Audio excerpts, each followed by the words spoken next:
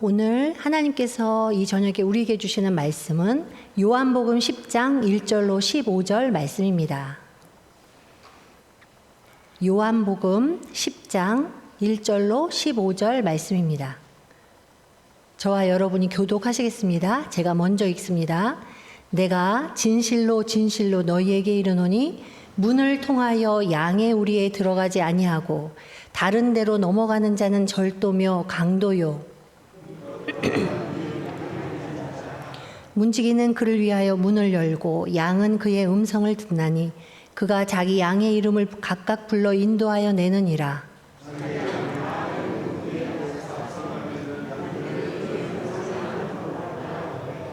타인의 음성은 알지 못하는 고로 타인을 따르지 아니하고 도리어 도망하느니라.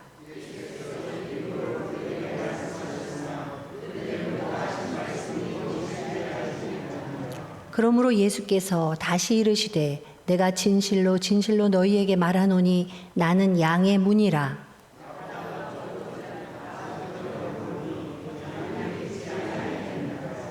내가 문이니 누구든지 나로 말미암아 들어가면 구원을 받고 또는 들어가며 나오며 꼴을 얻으리라.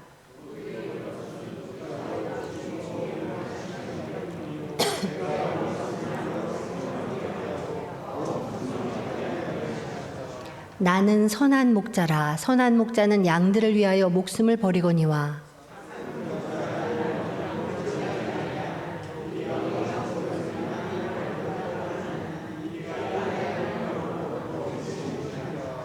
달아나는 것은 그가 싹군인 까닭에 양을 돌보지 아니함이나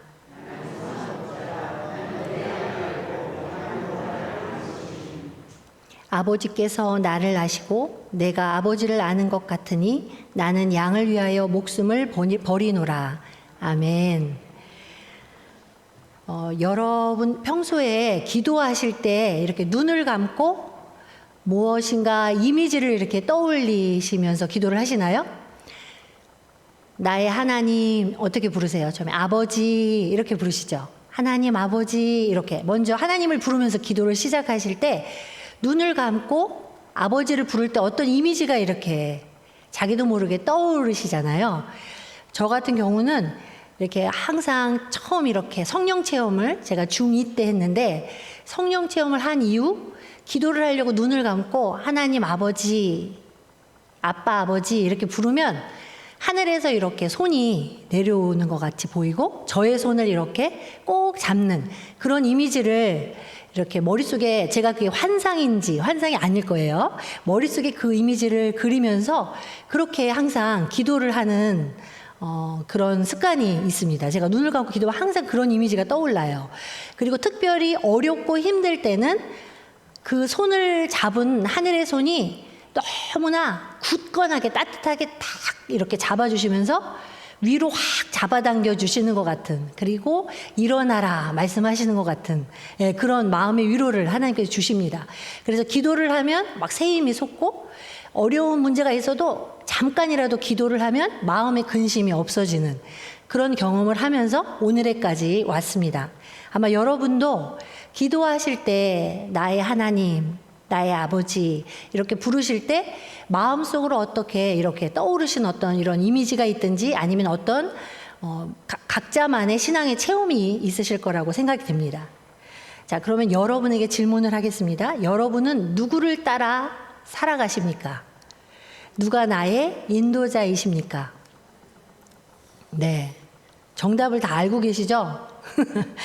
자, 오늘 우리가 요한복음 10장 1절로 15절 말씀을 읽었는데요. 오늘 본문에 중요한 동물이 하나 나옵니다. 무엇이죠? 네, 정답입니다. 양이 나옵니다. 자, 성경에는 양이 몇 번 나올까요? 무수히 수없이 맞습니다. 500번 이상 나온다 이렇게 얘기합니다. 그러므로 양은 성경에서 가장 많이 나오는 친근한 동물이라고 볼 수 있는데 이 팔레스틴 이 농가 그 지역에서는 아무리 가난해도 집에 꼭 키우는 동물이 있어요. 그게 뭐냐면 양입니다. 예, 그들에게 가장 어느 집이나 그래도 양 한두 마리쯤은 다 있고 가정 경제의 가장 기본적인 재산으로 여기는 게 양이었다고 합니다. 이 양은 쓸모가 굉장히 많은 동물이죠. 버릴 게 없이 다 쓴다고 합니다. 사람에게 굉장히 유익을 주기도 하고, 그런데 이 양은 또 우리가 많이 그동안 들어보셨을 거예요. 눈이 어둡고 뭐 여러 가지 특징, 털을 안 깎아주면 그 털이 꼬여서 자기를 파고 들어가서 죽는데요. 반드시 시기가 되면 털을 깎아줘야 되고, 예, 그리고 무리를 지어서 움직이기 때문에 앞에서 절벽으로 떨어지면 다 따라서 절벽으로 떨어지고, 여러 가지 이 양의 약한 부분에 대한 이야기가 많이 있습니다. 그런데 이런 양의 특징을 다 열거하지 않더라도 우리가 일반적으로 아는 것은 이 양은 반드시 누가 필요할까요? 목자가 필요하다. 심지어 목자 대신에 그 개를, 양을 치는 개가 또 굉장히 똑똑하고 특별히 훈련받은 그런 개들인데, 그 목자를 도와서 양을 몰아서 이렇게 양을 지켜준다고 합니다. 그러니까 절대 양은 자기들 스스로 지금 생존할 수 없는 그런 동물이다, 이렇게 볼 수 있습니다. 목자, 양을 돌보는 이 목자는 히브리어로는 로에, 헬라어로는 포이멘이라고 한다고 합니다. 그래서 우리는 예수님을 호포이멘, 호가 좋다, 선하다 이런 뜻이거든요. 그래서 선한 목자 이렇게 부릅니다. 자, 우리가 읽은 본문에는 주인공이 양, 그리고 더 중요한 진짜 주인공 누가 있죠? 선한 목자, 목자가 등장합니다. 자, 우리가 목축업이 우리나라는 주업이 아니기 때문에 잘 상상이 가지 않기 때문에 제가 그림을 하나 준비했습니다. 자, 그림을 보시면서, 네. 자, 이 양우리가 보이시죠? 양우리가 무슨 모양이에요? 세모예요? 다이아몬드예요? 지금. 네, 저렇게 모양이 갖춰져 있고, 이 양우리, 이스라엘 양우리가 있는데 여기에는 문이 보이시죠? 예, 문이 보입니다. 우리 안에는 양들이 살고 있어요. 저 문에 한 사람이 앉아 있습니다. 이 사람이 선한 목자입니다. 이 목자는 양들을 늘 지켜주고, 양우리에 들어갈 때 목자는 어디로 들어갈까요? 네, 항상 문을 열고 문으로 들어가면서 저렇게 위에 바가 있잖아요. 그 문을 열고 들어간다는 겁니다. 또 양들을 꺼낼 때에도 당연히 그 문을 열고 양들이 나오도록 인도합니다. 그리고 밤이 됐어요. 캄캄한 밤이 되면 저 자리에 저렇게 목자가 딱 앉아서 누워서 잠을 자는 거예요. 마치 양우리의 문이 돼요. 네, 문이 돼요. 그 문을 가로막고 누워서 아무도 들어오지 못하도록 누워서 잠을 잡니다. 밤새도록 양을 지켜주는 겁니다. 그 수고로움을 기꺼이 양들을 위해 감당합니다. 자, 낮이 되었어요. 해가 떴어요. 그러면 목자는 어떻게 할까요? 양들을 이끌고 쉴 만한 물가로 가서 시원하고 맛있는 물을 먹이고, 또 푸른 풀밭으로 데리고 가서 영양가 있는 풀을 잔뜩 뜯어먹게 도와줍니다. 양우리에 돌아가기 전에 멀리 가다 보니까, 이렇게 풀밭을 따라 이동하다 보니 좀 멀리 나갔어요. 돌아오기에 멀어요. 그런 경우 임시로 계곡 같은 데를 찾아서 한쪽 벽면에 양들을 몰아서 잠을 재울 때도 있다고 합니다. 그러면 약간 오목하게 들어간 계곡의 한쪽 벽으로 양들을 몰아요, 목자가. 그리고 그 입구에 양들의 바깥으로 나오는 그쪽에서 가로막고 양을 지키면서 목자가 잠을 잔다고 합니다, 이스라엘 사람들이. 그래서 목자를 넘어서야 양도 나오는 거예요. 그러니까 양이 못 나오죠. 바깥에서 다른 그 누구도 목자를 건너서만 가야 되기 때문에 양쪽으로 갈 수 없는. 그래서 목자는 마치 어느 곳에서든 양들을 지키는 문이 되어 잠을 잔다. 자, 이제 우리는 없는 목축 문화에 대해서 조금 이제 이해가 되시죠? 자, 이제 그림을 꺼주시고, 오늘 우리가 읽은 본문 말씀은 예수님을 배척하는 유대인들에게 주신 교훈으로서 두 가지의 비유의 말씀이 있습니다. 우리가 쉽게 너무나 많이 들은 성경 본문이지만 우리가 다시 한번 그 말씀에서 두 가지 비유의 내용에서 오늘 우리에게 주시는 교훈의 말씀을 듣기 원합니다. 첫 번째 비유는 예수님은 목자다라는 것입니다. 우리는 늘 습관적으로 들었기 때문에 이것이 비유라고 생각이 안 되고 일종의 고유명사처럼 생각하지만, 예수님은 목자가 아니에요, 실제로는. 그죠? 네. 예수님은 우리의 구주죠. 예. 그런데 예수님은 목자다라고 비유를 해요. 지금 이렇게 목축업을 하는 직업에 나오는 명칭이잖아요. 자, 목자는 두 종류다라고 성경은 말합니다. 오늘 본문에 보면 양의 우리에 문으로 들어오는 자, 문으로 들어온 자, 그리고 또 하나는 담을 넘어 들어오는 자, 이렇게 설명합니다. 내가 진실로 진실로 너희에게 이르노니 문을 통하여 양의 우리에 들어가지 아니하고 다른 데로 넘어가는 자는 절도며 강도요 문으로 들어가는 이는 양의 목자다.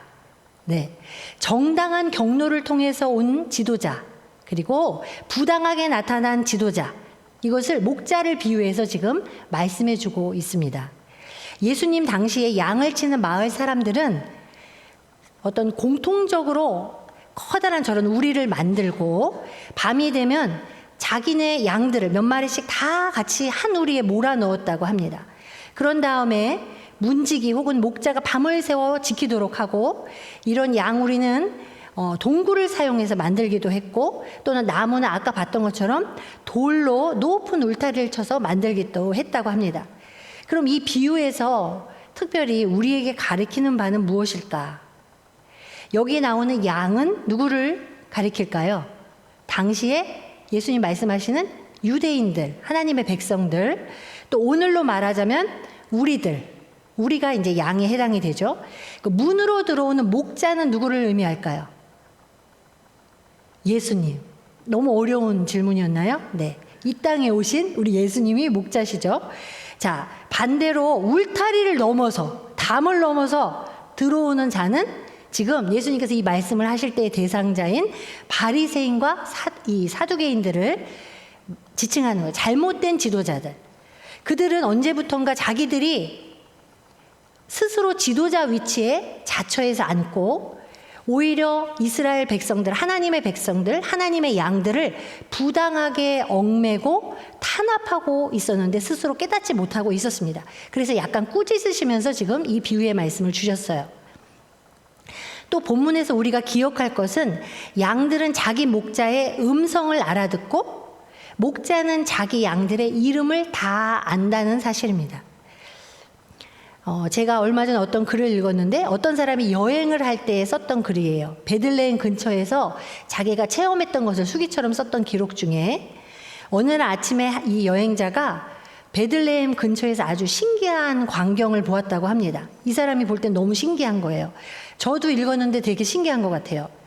목자가 두 사람이 이제 밤새 뭔가 양떼를 돌보고, 동굴 같은 임시 양우리, 먼 곳에서 좀 나온 거죠.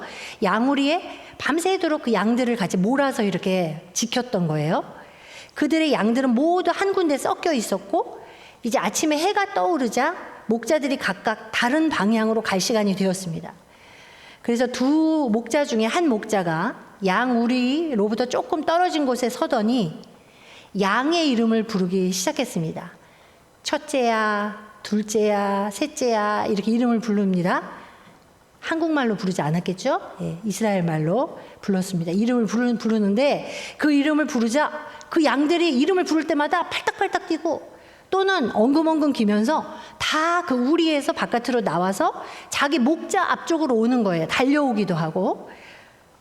그래서 결국은 자기 양의 이름을 다 불러서 모아가지고 떠나는 모습을 보았습니다. 그리고 이 여행자는 너무 신기한 거예요. 동물이 어떻게 저렇게 말귀를 다 알아듣고 자기 목자에게 올까 신기했다. 그래서 양떼들은 서로 섞여 있다가도 자기 목자가 부르면 그 음성을 알아듣고 자기 목자 앞으로 나오더라. 그래서 이 체험을 신기한 기록으로 썼던 것을 제가 읽었습니다. 그런데 예수님이 목자이시고 우리는 양이다라고 비유를 할 때 우리 주님은 우리의 이름을 그러면 안다는 뜻일까요? 모른다는 뜻일까요? 예, 우리의 이름을 다 하나하나 아십니다. 뭉뚱그려서 대충 전체를 알아 이런 게 아니에요. 놀랍게도 우리 구주 예수님은 자신을 믿고 따르는 우리들의 이름을 하나하나 다 아십니다. 자기 이름을 한번 불러보실까요? 누구야 하고 한번 불러보세요. 시작. 자기 이름이 자신이 없으세요? 다시 한번 시작. 네, 다 이렇게 나의 이름을 정확히 아신다는 거예요. 그리고 나의 갈 길, 나의 성격, 나의 환경, 이 모든 것을 나보다 더 잘 아신다. 아멘? 네. 그리고 주님과 주님을 따르는 우리의 관계는 인격적인 관계입니다. 뭐 이렇게 주종의 관계가 아니에요. 물론 우리는 주님 앞에 완전히 헌신하고 그분이 우리를 구해 주셨기 때문에 주님, 종입니다 라고 표현하지만 하나님의 사랑과 예수님의 사랑을 그 내용을 보면 우리를 주종의 관계로 다루지 않으세요. 인격적인 관계로 우리를 친구로 높여주시고 우리를 엄청 사랑해 주시죠. 네, 매일 성령을 통해 말씀하시고 말씀을 통해 가르치시고 사귐이 있어요. 성령을 통해 여러분 아시죠? 네, 하나님과의 사귐이 있고 예수님과 그분과 사귀면서 그분의 인도를 받습니다. 그러니까 대충 이렇게 남편의 믿음 속에 우리 시어머니가 잘 믿으니까 이렇게 무리 속에 섞여서 묻혀가면 우리 집안에만 있으면 대충 구원받는 것이다? 아니다. 아닙니다. 나 한 사람 한 사람이 인격적으로 주님을 알고 관계를 맺고 그분의 목소리를 알아듣고 그분을 따라가는 관계가 되어야 된다라는 말씀입니다. 이런 인격적인 관계가 없으면 우리는 주님의 음성을 구분할 수가 없습니다. 자칫 거짓 목자의 음성을 따라갈 수 있다. 그래서 조심하라 말씀합니다. 여러분 스스로 한번 질문을 던져보시기 바랍니다. 지금 나는 우리 주님의 목소리를 알아듣고 있는가? 주님이 늘 말씀하시나요? 주님의 목소리에 네, 저 여기 있습니다 라고 응답하시나요? 그런데 사실 우리가 쉽게 큰 소리로 대답하기 어려운 시대에 우리가 살고 있어요. 우리에게 가장 큰 영향력을 미치고 있는 것이 무엇일까요? 주님의 음성입니까? 네, 100점짜리 신자입니다. 그런데 우리가 정말 주님의 음성이라고 자신 있게 말씀하실 수 있나요? 아니면 유튜브, TV, 인터넷을 통해 들려오는 그런 많은 소리와 정보, 페이스북이나 인스타그램 통해서 유통되는 어떤 메시지, 그런 이미지들이 우리의 삶과 우리의 생각과 우리의 마음을 주장하고 있지는 않나요? 우리는 도대체 어떤 목소리에 반응하며 무엇을 가장 중요하게 여기며 살고 있는가 하는 질문입니다. 주님을 믿는다고 하면서도 다른 소리에 더 귀를 기울이고 살고 있다면 이 시간 반성해야 합니다. 소리를 가려듣고 주님의 말씀에 우리의 주파수를 맞추는 지혜가 필요하다라고 오늘 선한 목자이신 주님께서 말씀하십니다. 솔로몬이 간절히 구한 것처럼 듣는 마음을 달라라고 하나님께 우리가 간구해야 하는 것입니다. 주님은 다양한 경로를 통해 우리에게 말씀을 건네고 계십니다. 성경을 읽고 묵상할 때 말씀하시고 설교자들의 선포를 통해서도 말씀하시고 자연을 통해서도 말씀하시며 매일의 어떤 사건, 개개인의 경험을 통해서도 말씀하시고 믿음의 선진들, 멘토들을 통해서도 말씀하십니다. 우리는 아주 조심스럽게 경외하는 마음으로 하나님의 음성에 듣는 마음을 달라고 지혜를 구해야만 합니다. 그러면서도 하나님께서 우리에게 주신 이 이성의 능력을 발휘하여 늘 기도하며 그 하나님이 주신 말씀들, 세상의 많은 소리들 가운데 잘 가려서 듣는 지혜가 반드시 필요합니다. 그러면 굉장히 좀 어렵게 생각이 되지요. 내가 잘 가려 듣고 있나? 이거 하나님 음성 잘 구분할 수 있을까? 걱정스럽죠? 걱정 하나도 안 되고 졸고 계신 분은 없으시죠? 걱정돼야 마땅하죠. 네, 그런데 큰 흐름 안에서 보면 하나님의 말씀을 전혀 구분하지 못할까 봐 염려할 필요가 없습니다. 왜냐하면 주님의 말씀은 66권 전체를 꿰뚫는 진리의 말씀이고 그렇게 하나님의 말씀은 석박사만 알아듣는 복잡한 말씀이 아니기 때문입니다. 주님의 말씀은 이 땅의 소리와 확연히 구분되고 너무나 명료하게 우리에게 끊임없이 반복적으로 가르쳐주고 계십니다. 우리는 사실 듣고 있어요. 몇 가지 예를 들어보겠습니다. 주님은 악에게 순응하라 라고 말씀하시지 않습니다. 악에 저항하되 선으로 악을 이기라 말씀하십니다. 주님은 누군가를 미워하고 배제하고 경멸하지 말라 말씀하십니다. 용서하고 벗이 되라 말씀하십니다. 주님은 필요한 재물을 우리에게 물론 복으로 주시지만 결코 재물이 행복의 지름길이다 라고 말씀하시지 않습니다. 또한 사람이 하나님과 재물을 겸하여 섬길 수 없다 경고하십니다. 주님은 높아지기 위해 어떤 방법을 써도 괜찮다 하시지 않습니다. 으뜸이 되려는 사람은 모든 사람의 종이 되어야 한다 라고 역설적으로 말씀하십니다. 주님은 내 자신의 유익만을 구하지 말며 내 이웃을 내 몸처럼 사랑하라 말씀하십니다. 주님은 잔치를 베풀 때 되갚을 능력이 있는 사람이 아니라 되갚을 능력이 없는 사람을 청해라 말씀하십니다. 주님은 사람들에게 보이려고 기도하고 금식하고 구제하는 이들의 위선을 꾸짖으시고 왼손이 하는 일을 오른손이 모르게 하라 가르치십니다. 자, 이 말씀 중에 너무나 이해가 안 돼요, 동의가 안 돼요 말씀하시는 분 있나요? 없습니다. 우리는 이미 주님의 말씀을, 주님의 음성을 정확히 알고 있고 듣고 있는 것입니다. 선한 목자이신 주님은 그의 양들인 우리 자녀에게 매일 반복해서 분명하게, 아주 명료하게 말씀을 들려주고 계십니다. 다만 우리가 어떻게 해요? 못 들은 척. 누군가 말할 때 듣기 싫으면 어떻게 해요? 못 들은 척 하죠. 죄송한 예가 갑자기 생각났습니다. 저희 이제 포항의 시어머니가 경상도 분이시나요? 그래서 경상도 말로 말씀을 막 하시면 사실 아직까지도 한 30-40%는 잘 못 알아듣는 단어나 그 억양이 있어요. 끝을 이렇게 경상도 말은 동사를 약간 흐려요. 그래서 앞에 주어는 들었는데 그래서 하고 이제 듣고 있으면 동사가 잘 안 들려갖고 어떻게 하라는 말씀인지 마지막이 안 들릴 때가 좀 있어요. 근데 자꾸 어른한테 뭐라고요? 네? 라고 묻기가 어렵잖아요. 그럼 어떻게 해요? 그냥 들은 척. 사실은 몰랐는, 무슨 소리인지 모르지만 그냥 하고 있으면 다시 말씀하시면 네 하고 하죠. 그런 것처럼 우리가 이 세상에 살다 보면 다른 사람이 하는 말을 어때요? 못 들은 척, 들었는데 못 들은 척 하는 때도 많이 있죠. 주님은 날마다 우리에게 많이 말씀하시고 명백하게 알려주셨는데 우리가 못 들은 척 하는 것이 더 많은 것입니다. 듣기 싫거든요. 따르기 싫거든요. 순종하기 어렵거든요.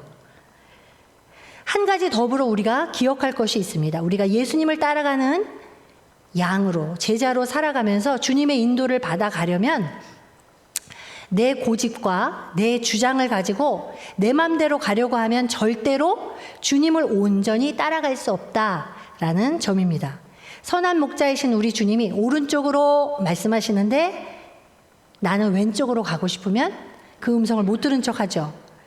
내 주장과 고집이 세면 그것을 따르기가 굉장히 어렵습니다. 그러므로 우리 제자, 예수님의 제자들은 주님이 묶은 허리띠를 허리에 묶고 그분이 이끄시는 대로 따라갈 준비를 해야만 합니다. 예수님을 3번이나 모른다고 부인한 제자 누구죠? 누구죠? 네, 베드로. 최고의 제자라고, 수제자다라고 칭찬받는 그 베드로가 어떤 신앙 고백을 해서 예수님께 칭찬받았죠? 주는 그리스도시요 살아계신 하나님의 아들이십니다. 완전 원더풀 대답을 한 거예요. 에이 뿔뿔, 그죠? 그래서 최고의 칭찬을 받았던 이 베드로가 예수님을 몇 번 모른다고 저주까지 하며 부인하죠? 3번. 예수님이 이걸 미리 예언하셨죠? 닭이 울기 전에. 베드로가 3번째 부인을 하고 나자 뭐가 울었어요? 꼬끼요 닭이 울었어요. 생각을 해보세요. 심장이 내려앉고 틀림없이 저 옆에 지금 순환받고 계신 예수님과 눈이 마주쳤을 것입니다. 그렇게 기록하는 기록들도 많아요. 그래서 그는 예수님이 하셨던 그 예언의 말씀을 깨달았어요. 자기가 바로 그렇게 부인하는 자였구나. 그래서 그가 어떻게 했나요? 통곡하며 울었다라고 성경은 기록합니다.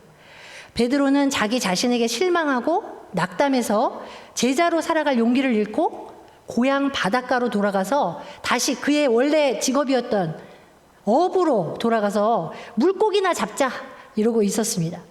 그런데 그를 누가 찾아오시죠? 부활하신 우리 예수님이 찾아오셔서 만나 주셨습니다. 그리고 그에게 내 양을 먹이라 라고 격려하십니다. 주님의 양을 다시 맡기며 제자로서의 소명을 북돋아 주시는 겁니다. 그리고 나서 마지막에 그 요한복음 뒤쪽에 보면 그의 제자로서의 최후의 모습을 예언하신 말씀이 있습니다.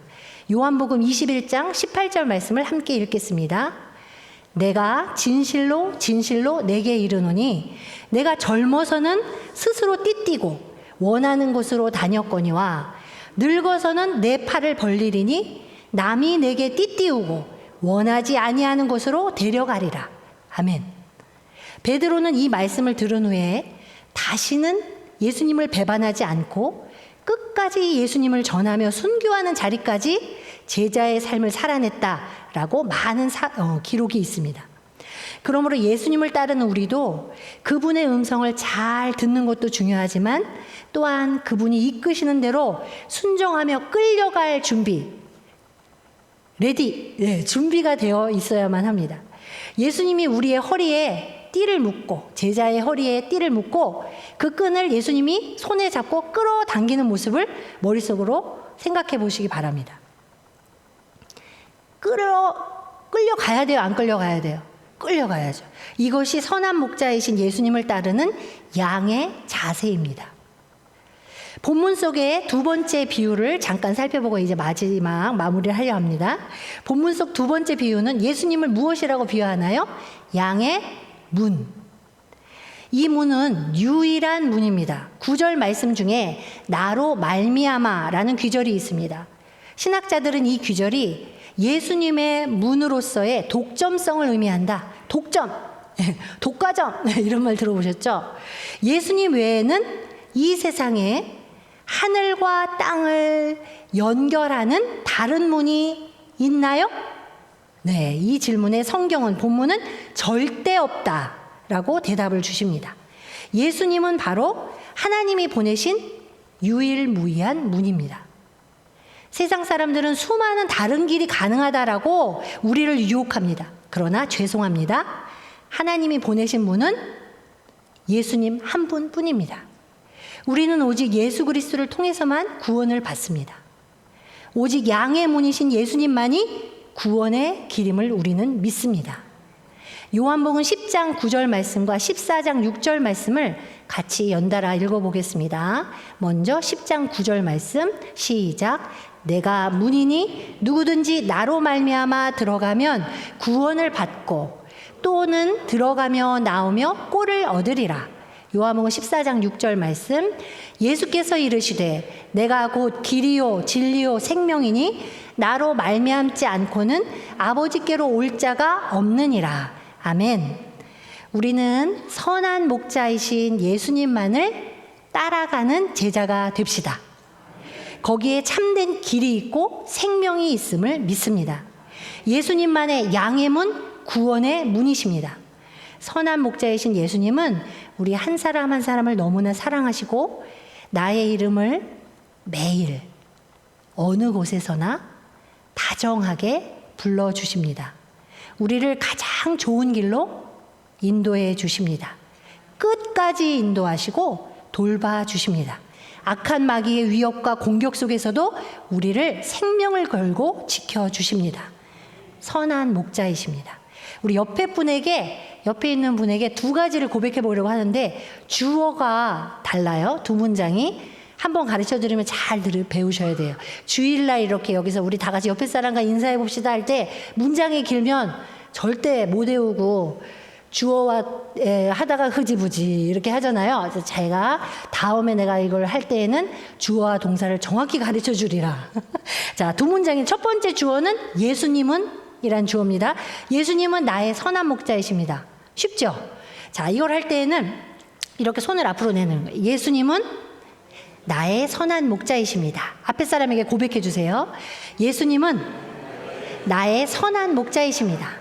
네, 좋아요. 그 다음에 두 번째는 이번에는 나는이 주어예요. 나는 주님의 양입니다. 네, 다시 한번 해볼까? 별로 안 어렵죠? 자, 옆에 사람 쳐다보고 예수님은 나의 선한 목자이십니다. 나는 주님의 양입니다. 네, 좋습니다. 자, 이제 설교를 마치겠습니다. 네, 설교는 짧은 게 좋죠? 네. 그렇다고요? 네. 자, 찬양 한 소절을 같이 마지막으로 부르면서, 그 어떤 저의 설교보다 이 리듬이 있는 영적인 찬양이 우리의 마음속의 마무리로 남으면서 여러분이 기도의 자리로 나갔으면 좋겠습니다. 선하신 목자를 같이 부를 건데요. 반주 없이 부르도록 하겠습니다. 반주 맞춰 부르는 것이 저는 더 어렵더라고요. 네, 우리 선하신 목자인데 선하신 목자의 버전이 여러 가지가 있어요. 근데 제가 하려는 선한 목자는 선하신 목자, 예, 많이 들어보셨죠? 예, 가사가 있으니까 같이 악보를 못 찾으셨대요. 이 악보를 같이 한번 해보겠습니다. 선하신 목자 날 사랑하는 분 주 인도하는 곳 따라가리 주의 말씀을 나 듣기 위하여 주 인도하는 곳 가려네. 한 번 더. 선하신 목자 날 사랑하는 분 주 인도하는 곳 따라가리 주의 말씀을 나 듣기 위하여 주 인도하는 곳 가려네. 나를 푸른 초장과 쉴만한 물가로 내 선하신 목자 날 인도해. 험한 산과 골짜기로 내가 다닐지라도 내 선하신 목자 날 인도해. 나를 푸른 초장과 나를 푸른 초장과 쉴만한 물가로 내 선하신 목자 날 인도해. 험한 산과 골짜기로 내가 다닐지라도 내 선하신 목자 날 인도해.